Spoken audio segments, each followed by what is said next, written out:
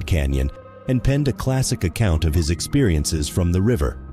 Captain Clarence Dutton contributed an equally iconic account, this time from the canyon's rim, in the first monograph released by the newly established United States Geological Survey in 1882. This monograph marked a notable shift, with geology emerging as a science with broad cultural appeal during this era. While the Grand Canyon may not be a practical transportation route, it has proven to be a captivating area for groundbreaking research. This transformation began because artists were irresistibly drawn to its distinctive and dramatic landscapes. They were encouraged by pioneers like Thomas Moran and William Henry Holmes, and inspired by the geological insights of John Wesley Powell and Clarence Dutton. These artists translated the fascinating beauty of the Grand Canyon into vivid paintings and intricate ink sketches. Before the era plateaus, culturally, this region presented a challenge to intellectuals who sought to create a compelling spectacle out of a landscape that bore no resemblance to idyllic pastures or alpine peaks. Unlike other magnificent natural wonders, the Grand Canyon remains hidden until one stands on its rim. It doesn't exert the same magnetic pull as the source of a river or the summit of a mountain. To experience its grandeur, one must actively seek it out and then interact with the profound visual beauty it delivers. This unexpected and unique characteristic made Western society perceive it as something distinct. While being the sublimest thing on earth, as Dutton put it, the Grand Canyon marked a shift in our modern understanding of scenery, demanding the creation of a new aesthetic and its criteria for acclaim. The Grand Canyon's rich geological history unfolds through uncovered rock layers. It also conceals the remnants of ancient civilizations along the Colorado River. Here, ruins and other artifacts lie beneath. The canyon is not merely a scenic national park, it is deeply intertwined with their creation narratives and religious convictions. For the Havasupai, who have resided in and around the canyon for centuries, it is regarded as a gateway to heaven and hell. Their interpretation of heaven and hell diverges from the conventional Judeo-Christian concept. They believe heaven is a realm of eternal happiness and harmony with nature and one another. Conversely, their concept of hell is a place of intense suffering and retribution, where wrongdoers atone for their transgressions. According to Havasupai beliefs, the souls of the departed must traverse the canyon to reach their ultimate destination. The Grand Canyon is more than a mere geographical location to the Havasupai. It is a spiritual site where the past and present intersect. The canyon's geological formations and breathtaking vistas are integral to their beliefs and traditions, playing a vital role in their cultural identity. Speaking of formations, this natural wonder didn't exist overnight. It is not the sole force at play. Wind and water have also contributed significantly to forming the intricate network of canyons, gullies, and other features that constitute this fascinating landscape over time. The forces of nature have crafted a place of unparalleled beauty and complexity, a testament to nature's formidable power. It is believed that this took place long before humans inhabited the region, underscoring the role of nature alone in shaping the Grand Canyon. However, recent discoveries challenge our knowledge of when humans first appeared in this area.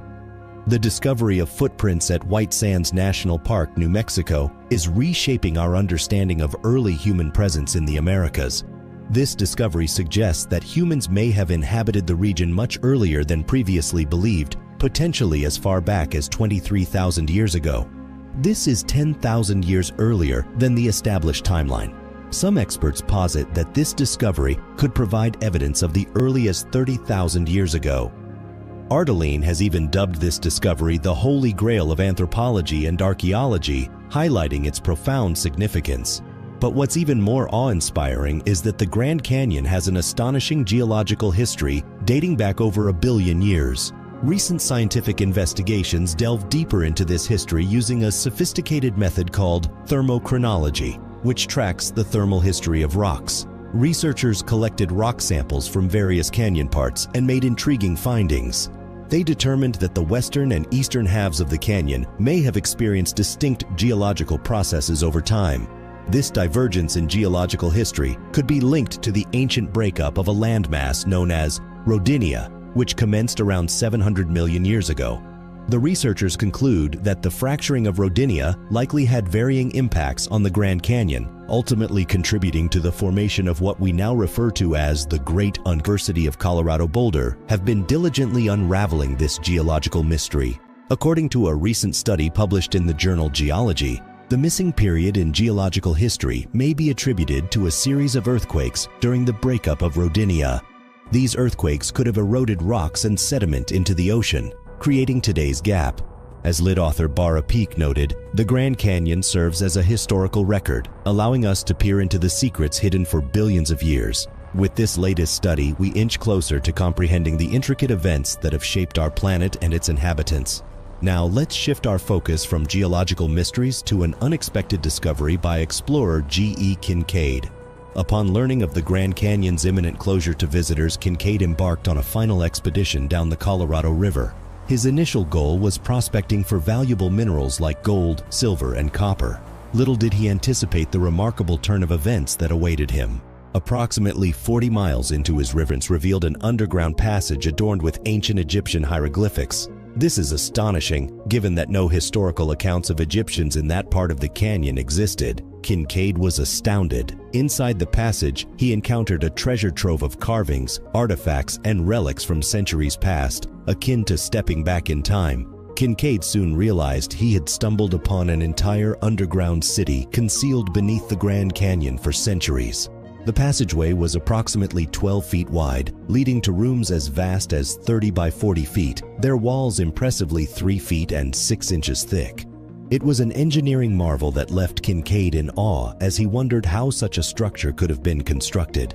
Further exploration revealed granaries with preserved seeds, cooking areas, and an expansive dining hall.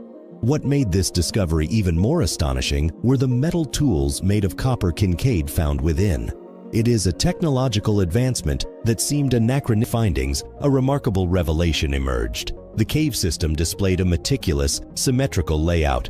Evidently, this was no haphazard arrangement of chambers and tunnels. Instead, it was a meticulously planned city with a clear purpose. The citadel had been a dwelling for thousands of inhabitants, potentially spanning hundreds, if not thousands of years. Who were these inhabitants, and what became of them? This is where the narrative takes an intriguing turn. The civilization responsible for constructing the citadel exhibited a level of advancement that far surpassed the native tribes that had inhabited the region for millennia. While one might consider the possibility that this was merely an exceptionally advanced local tribe, the reality defies this assumption. Among the theories proposed by the scientists, some speculated that this civilization could have originated from either Egypt or Asia, a notion supported by the compelling evidence uncovered. The artifacts unearthed within the citadel surpassed the technological civilization, drove them to request additional resources and a larger team from the Smithsonian. They believed they were on the same investigative path, aiming to unravel the secrets of this enigmatic society. Unfortunately, their appeal for assistance was met with rejection. But just as Kincaid and Jordan began to grow frustrated over the lack of support, they inexplicably vanished without a trace. Their sudden disappearance left baffling questions in its wake, and their workforce either dispersed, succumbed to unknown fates, or professed ignorance when queried about the circumstances of their disappearance. Adding to the mystery, the government intervened, forbidding further access to the area. This raised eyebrows, as such an extensive measure seemed disproportionate for people with nothing to hide. However, the secrets didn't end there, as similar cover-ups appeared worldwide. Legends and rumors often contain kernels of truth. Consider, for instance, the tales of advanced architecture or the artifacts they yielded, but the skeletons themselves. Specific reports indicated that some of these skeletons reached towering heights of 7 or 8 feet, dwarfing most individuals even by today's standards. Much like the episode with the Grand Canyon, the Smithsonian Institution was summoned to examine these discoveries. However, events often take an unusual turn when they involve the Smithsonian and unconventional findings. While some assert that the giant skeletons were indeed sent to the Smithsonian for further study, others contend there is no record of such occurrences. This has led to speculation that evidence related to these giant skeletons may have been suppressed, concealing the truth from the public. But the conspiracy doesn't stop there. In 1909, the Arizona Gazette published a startling theory that sent ripples through the archaeology community. The article posited that Egyptians had crossed the Pacific Ocean and established a home with edible evidence supported these claims, and the article disappeared from circulation. This left people across the world bewildered and uncertain about what to believe. It's a perplexing situation, further compounded by the apparent consistency with the construction of the underground city discovered centuries later. Crucially, what could authenticate these accounts are the remains of the inhabitants of these regions. While exploring the caves, G.E. Kincaid encountered mummies, many of them. These mummies were remarkably well preserved, wrapped in cloth and bark, accompanied by copper trinkets. At this juncture, a substantial team had meticulously examined all the evidence and forwarded their findings to the Smithsonian. Initially, there appeared to be a willingness to uncover the truth behind these mysteries. However, this attitude later shifted, with authorities denying the existence of mummies in the first place. Amidst these perceived cover-ups, individual explorers took it upon themselves to dig deeper and shed light on the situation. Sheer canyon wall, rendering it nearly impossible to access. The determined Willses discovered a ventilation tunnel that could lead them to the underground city. However, they found cement blocks obstructing their path, alongside peculiar platforms equipped with mountaineering gear.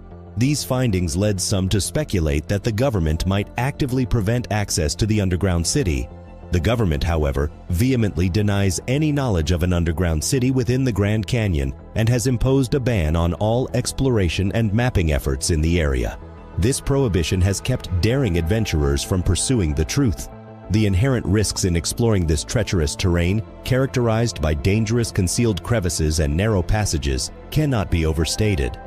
The government contends that they are simply safeguarding individuals from these dangers, but there are suspicions of ulterior motives and a hidden agenda. Opinions regarding this matter are divided almost evenly. Some remain skeptical, dismissing claims